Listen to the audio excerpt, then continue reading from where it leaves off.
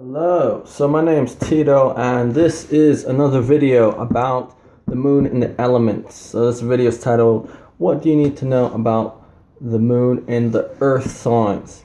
So, in case you don't know what your moon sign is, basically I've included in the description below a link to the website Lunarium where you can put in your exact date, time and location of birth.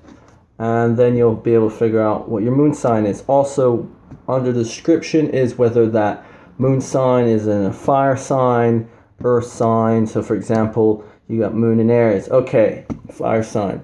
Moon in Aquarius. Okay, well that's an air sign. So you're like, okay, I know what I'm I know what I'm doing now. I know the game. So basically, what does the moon represent? Well, the moon represents how you react to things. It represents your instinctive feelings and situations. It also represents how you feel nurtured, your emotional needs, what makes you feel comfortable, safe, and secure in that constant mood that you're in. So the earth signs, being Taurus, Virgo, and Capricorn, they're more focused in the physical realm. So just like baking a cake, okay, we take the earth signs, and then we take all the things I've learned from the moon and I mix them all together. What does that create? Okay, I will explain that. So when you put the moon in the earth signs, that mood is, a mood that's more grounded, basically. It's a reaction to things that are more, more of endurance, emotional endurance, right? Reacting in a practical way to the emotions. So this is, very much a need to live through the physical realm. Probably things like work are very important to these people. Physical things, maybe even physical objects, senses, very important to this person's sense of inner happiness, inner contentment.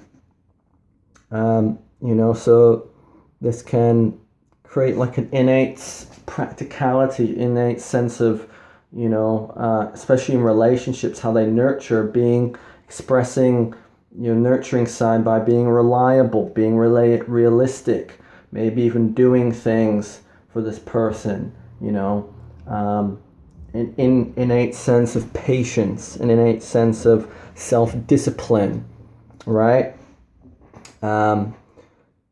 Feeling very comfortable with conventional things, feeling very in tuned with, the earth probably as well. So, these are all things that associate with moon in the earth signs. It can make these people very, like I said, patient, but also stubborn, maybe in some ways, just like earth. Try knocking on a mountain. It's not gonna shake that easy unless there's an earthquake.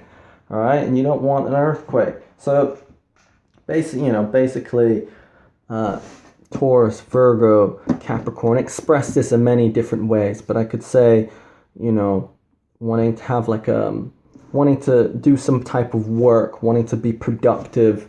These are all really important. I mean, a moon in Taurus, you could say. I mean, this is just a stereotype. This is one way, like the gardener. Capricorn wanting that deep need to kind of achieve and have to have authority. Moon in Virgo wanting to analyze things, dissect things, right? To be of service. Can see these with the moon in those signs. It depends, someone could have a sun in Pisces or sun in Aries, and that would change things a little bit just because they're in different elements. So you have to kind of look at the whole chart with all this. But generally, the moon can teach you a lot. So, people interacting with someone with the moon in an earth sign, especially because air and earth are about they're about the rational side of things. They're not so emotional. They're more rational, right? So, it can seem sometimes like these people maybe are not, depends, if they were Pisces, or water sign, this could change things a bit, but might not be so touchy-feely they kind of deal with things in a practical way. They'll maybe nurture you with taking care of your practical needs, you know, but they're most likely, unless you've got an emphasis, a lot of water signs or something, going to get too emotional.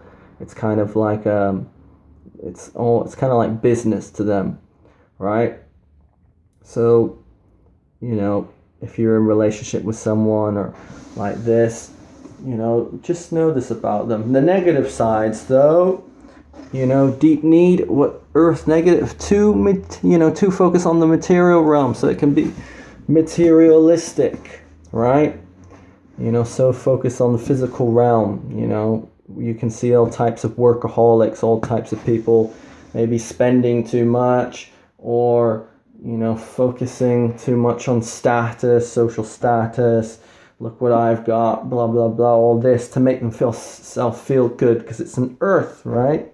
Or being overly conventional, you know, a bit rigid, like, you know, not wanting to kind of express. Remember, Earth is introverted, right? It's a feminine yin sign, so, you know, kind of keeping to themselves, not wanting to express much, being reserved or very skeptical in their approach.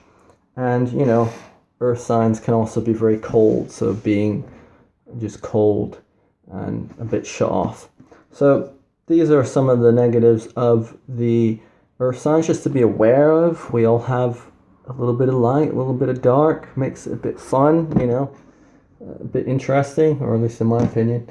So yeah, I hope that you like this video. If you know anybody, family members, I don't know, that you want to share this with, you think it will help, or it helps you, or you just feel like sharing it because you're just a sharing person, please do that and like this video. I appreciate it.